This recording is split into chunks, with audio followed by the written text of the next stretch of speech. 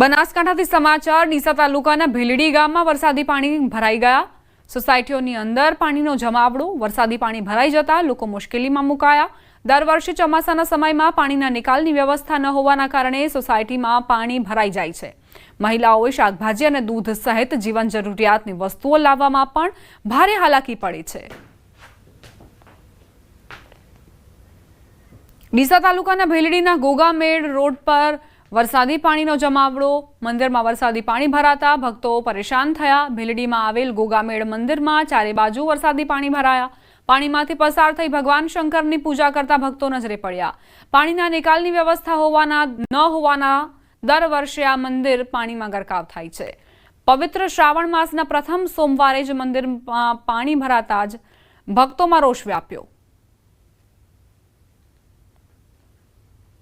ડીસા તાલુકામાં પડેલા ભારે વરસાદના પગલે જળબંબાકાર જેવી સ્થિતિ સર્જાઈ છે। આપ જે પ્રમાણે આકાશી દ્રશ્યો જોઈ રહ્યા છો, છેલ્લા 2 દિવસથી ડીસા તાલુકામાં પડેલા ભારે વરસાદના પગલે તમામ ખેતરો પાણીના બેટમાં ફેરવાઈ ગયા। બીજી તરફ ગામથી ગામને જોડતા રસ્તાઓ, જેની ઉપર વરસાદી પાણી ફરી વળતા રસ્તાઓ બંધ થઈ ગયા। ડીસા તાલુકાના દામા, રામપુરા, વર્ણ, જેનાલ, લક્ષ્મીપુરા સહિતના ગામોના આ આકાશી દ્રશ્યો છે અને આ દ્રશ્યોમાં સ્પષ્ટપણે દેખાઈ રહ્યું છે કે ડીસા તાલુકામાં વરસાદે કેવા પ્રકારનો વિનાશ વેર્યો છે। જ્યાં નજર કરીશું ત્યાં ખેતરો નહીં પરંતુ પાણી જ પાણી જોવા મળશે।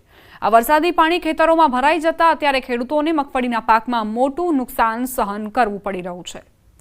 બીજી તરફ આકાશી દ્રશ્યોમાં એ પણ જોવા મળી રહ્યું છે કે ખેતરોમાંથી જે રસ્તા ઉપર વરસાદી પાણી વહી રહ્યા છે તે નદીની જેમ વહી રહ્યા છે, જેના કારણે અહીંથી પસાર થતા પશુપાલકો અને ખેડૂતો પણ મુશ્કેલીઓનો સામનો કરી રહ્યા છે।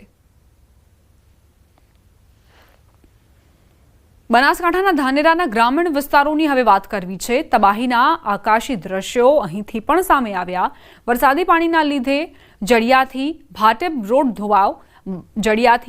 રોડ ધોવાતા વાહન વ્યવહાર પર અસર પડી અને વાહન વ્યવહાર બંધ થયો। જડિયા ભાટેબ રોડ પર પાણી ફરી વળ્યા। ધાનેરાના જડિયા અને ભાટેબના અનેક ખેતરો જે પાણીમાં ગરકાવ થયા છે। ખેતરોમાં પાણી ભરાઈ જતા ચોમાસુ બાજરી, મગફળીને નુકસાન।